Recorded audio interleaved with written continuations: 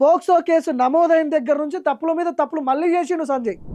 నరేంద్ర మోడీ హైదరాబాద్కు వచ్చినప్పుడు సభలో నరేంద్ర మోడీ, రేవంత్ రెడ్డి, బండి సంజయ్ ముగ్గురు ఒకటే సభ మీద ఉన్నారు, ఒకటే సభలో ఉన్నారు. ఇప్పుడు దీంట్లో నరేంద్ర మోడీ వచ్చినప్పుడు బండి సంజయ్ చేయాల్సిన ప్రసంగం ఏంది, అసలు ఆయన ఏం పని మీద వచ్చిండు హైదరాబాద్కి? శంకుస్థాపనలు, కేంద్రానికి సంబంధించిన కొన్ని పనులు వర్చువల్గా ఆయన ఓపెన్ చేయడానికి వచ్చినప్పుడు పార్టీకి సంబంధించినవి, శంకుస్థాపనకు సంబంధించినవి మాట్లాడాలి.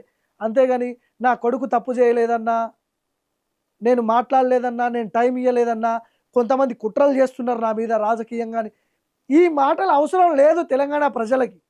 అవసరం లేని, సంబంధం లేని విషయాలు ఇవన్నీ. హిందూ చైత్రయాత్రలో కూడా మాట్లాడారు, నా కొడుకు ఇప్పటికీ మీరు ఒప్పుకోవట్లేదు నా కొడుకు తప్పు చేసిండు అని చెప్పి. తప్పు చేయలేదని అంటున్నారు. 9 రోజులు ఇక్కడ మనము 2 అంశాలండి ఇక్కడ. ఇప్పుడు బండి సంజయ్ దాదాపు 5 రోజులు కేసు నమోదైన తర్వాత 5 రోజులు ఎక్కడున్నాడు? 5 రోజులు రేవంత్ రెడ్డి ప్రభుత్వం సహాయంతో 5 రోజుల పాటు కాపాడింది రేవంత్ ప్రభుత్వమే. భగీరథని కాపాడింది, 5 రోజులు కాపాడారు.